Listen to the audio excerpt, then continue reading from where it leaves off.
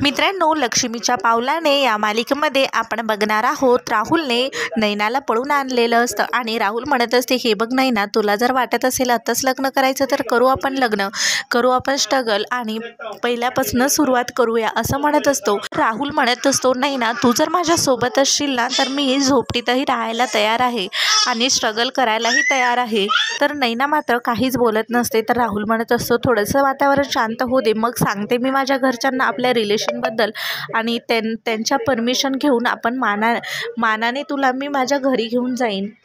तुला मला त्या घरात मानाने घेऊन जायचं आहे, तुझे स्वप्न पूर्ण करायचं. तू जसं डिझर्व करतेस ना त्या घरात तसं तुला मान मिळावा असं मला वाटते.